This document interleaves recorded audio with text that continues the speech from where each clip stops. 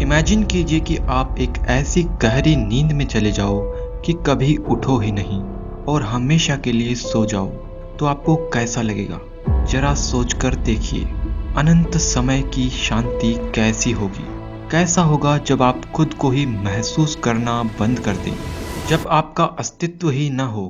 हमेशा के लिए जब आप सो जाएं, तो आपको कैसा फील होगा? और कैसा होगा जब आपकी आंख एक नई दुनिया में खुले, जब आप बिना सोए उठते हो? यानी कि जब आपका जन्म होता है, जब आप पैदा होते हो, तो एक नई दुनिया में आपकी आंख खुलती है। हमारी दुनिया में हर सेकंड 4 इंसानी बच्चे एक नई दुनिया में अपनी आंखें खोलते हैं, और इसी धरती पर हर सेकंड 2 लोग हमेशा के लिए गहरी नींद में सो जाते हैं।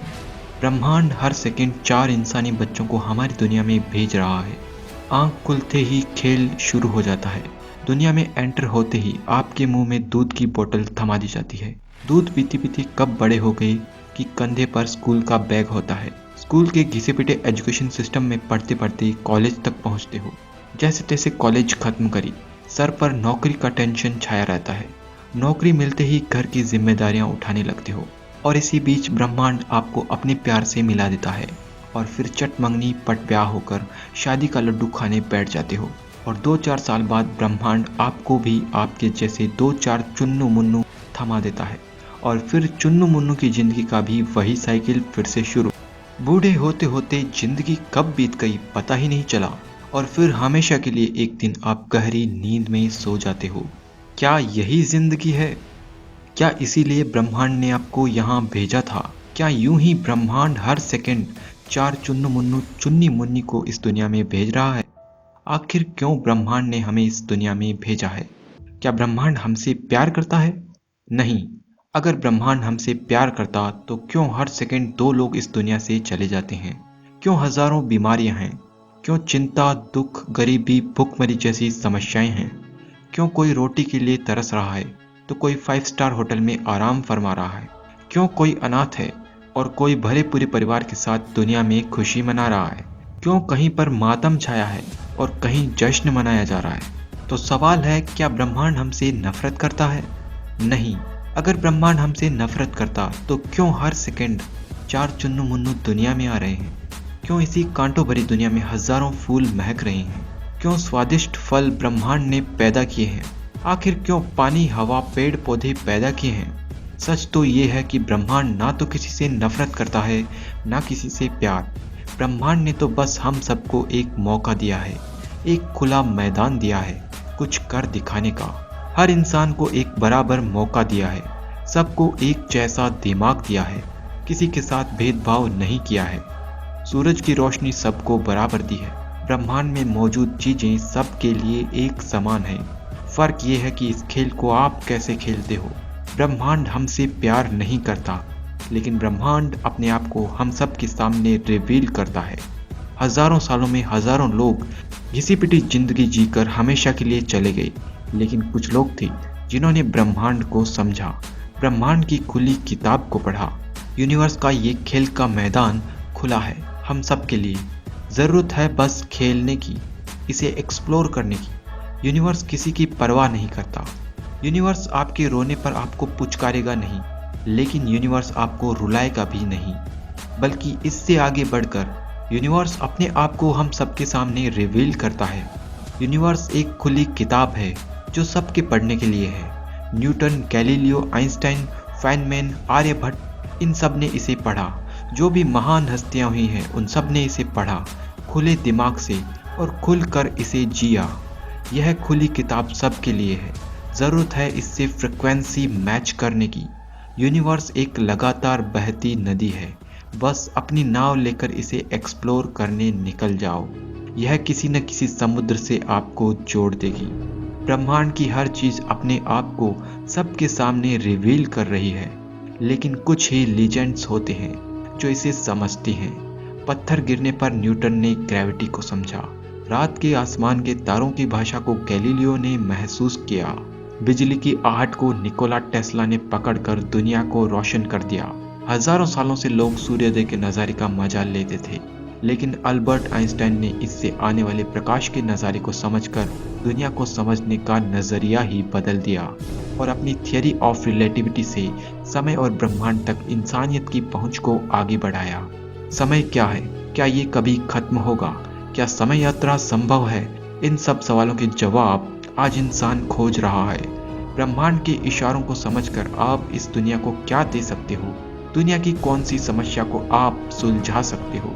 एक समय दुनिया अंधेरे में थी। इस अंधेरी दुनिया को रोशन किया एक वैज्ञानिक निकोला टेस्ला ने। कभी दुनिया बैलगाड़ी से चलती थी, लेकिन उसी दुनिया को हवा की सैर करवाई राइट ब्रदर्स ने। जिन लोगों ने आम जिंदगी के साथ ब्रह्मांड को समझने की कोशिश की, उन्होंने दुनिया को बदला। जिन्हें कभी लोग पागल कहते थे, उन्होंने दुनिया की तस्वीर बदल दी। वो पैदा भी हुए, मरे भी, लेकिन दुनिया को बदल कर चले गए। आपको सोचना है कि आप क्या कर सकते हो जो इस दुनिया में एक छोटा सा भी पॉजिटिव बदलाव ला सके। आपके पास भी वही दिमाग है जो उन सब के पास में था। आपकी जिंदगी में जो समस्याएं हैं, वो समस्याएं उन लोगों की जिंदगी में भी मौजूद थी। ब्रह्मांड ने जितना मौका उन्हें दिया है, उतना ही मौका आपके पास भी है। आप इस दुनिया को क्या दे सकते हैं? कौन सी समस्या को आप सुलझा सकते हैं?